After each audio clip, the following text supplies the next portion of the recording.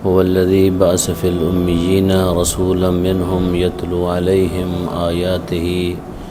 ويزكيهم ويعلمهم الكتاب والحكمة وإن كانوا من قبل لفي ضلال مبين۔ ہماری بحث جو ہے رسالت مآب صلی اللہ علیہ وآلہ وسلم سے متعلق تھی۔ آپ کی بابرکت زندگی دو حصوں میں عمدہ دو حصے ہیں، ورنہ کئی اور حصے بھی بنائے جا سکتے ہیں۔ ایک آپ کی مکی زندگی اور ایک آپ کی مدنی زندگی۔ ہم مکی زندگی کے کچھ جو اہم ترین واقعات ہیں ان کو ہم بیان کر رہے ہیں۔ تفصیل میں اگر بیان کریں تو مہینوں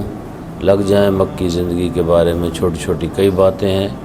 ان سب کو ہم چھوڑ کے جو اہم ترین باتیں، بہرحال اس کو سبھی اہم ہیں، جو ہمیں لگتا ہے کہ آپ لوگوں کے لیے مفید ہیں اور آپ لوگوں کو کم از کم آپ صلی اللہ علیہ وآلہ وسلم کے امتی ہیں، تو آپ کو آپ کے بارے میں صلی اللہ علیہ وآلہ وسلم کے بارے میں پتہ ہونا چاہیے کہ آپ کی زندگی کس طرح تھی، کس طرح آپ وہاں مکہ میں رہتے رہے۔ ہم پہنچے تھے آپ صلی اللہ علیہ وآلہ وسلم کے عقد مبارک پہ۔ عقد مبارک آپ صلی اللہ علیہ وآلہ وسلم کا رشتے کے ہاں کرنے کے بعد پھر کچھ چیزیں طے ہوئیں۔ بعض مؤرخین نے یہاں تک لکھا ہے کہ جناب خدیجۃ الکبریٰ سلام اللہ علیہا کیونکہ مالدار خاتون تھی، ملکۃ العرب کے نام سے مشہور تھی،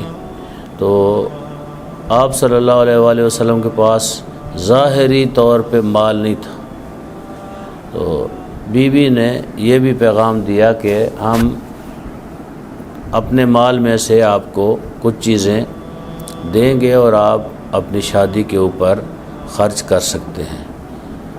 یہ حضرت نے قبول نہیں کیا کہ وہاں سے لیں اور اپنی شادی کے اوپر خرچ کریں۔ آپ کے چچا بزرگوار جناب ابو طالب نے اپنی بساط کے مطابق جو خرچ کرنا تھا وہ آپ نے خرچ کیا، اور عقد بھی آپ کا اس زمانے میں نکاح جو ہے جس طرح آج نکاح پڑھا جاتا ہے، یہ نکاح نہیں تھے جو مروجہ نکاح ہے، کیونکہ یہ تو پھر اسلام کے آنے کے بعد یہ نکاح جو ہے جو ہمارے ہاں بھی ہے اور اہل سنت کے ہاں بھی ہے۔ اہل سنت نے کیونکہ اپنے فقہا سے لیا ہے، ہم نے ائمہ معصومین علیہم السلام سے لیا ہے۔ ہمارا نکاح جو ہے اس کے اندر وہ قرآنی آیات، حتیٰ طلاق اور نکاح کے اندر وہ الفاظ جو قرآن حکیم نے بیان کیے، طلاق کے لیے تو بہت واضح الفاظ قرآن حکیم نے بیان کیے اور نکاح کے لیے بھی الفاظ استعمال ہوئے ہیں، تو ان سے اخذ کیا گیا ہے، اور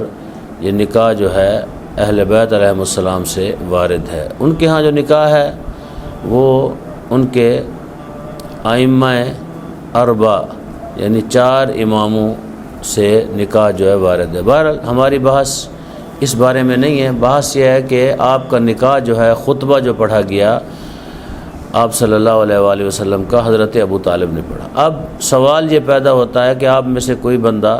یہ سوال کر سکتا ہے، لیکن سوال آپ کرتے نہیں ہیں ماشاءاللہ، کیونکہ پہلے سے اگر تھوڑا سا دیکھ کے آئیں تو شاید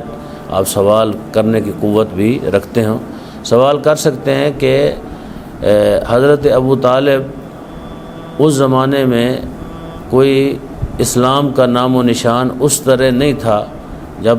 تک بعثت کا اعلان نہیں فرمایا آپ نے، مبعوث بالرسالت ظاہری طور پر نہیں ہوئے، تو کون سے طریقے پہ آپ نے خطبے کو جاری کیا،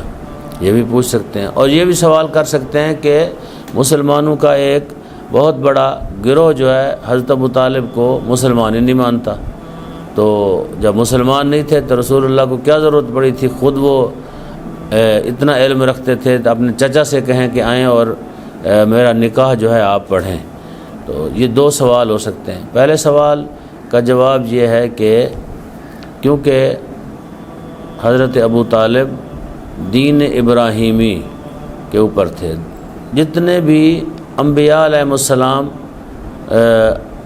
گزرے ہیں سب کا دین اسلام تھا،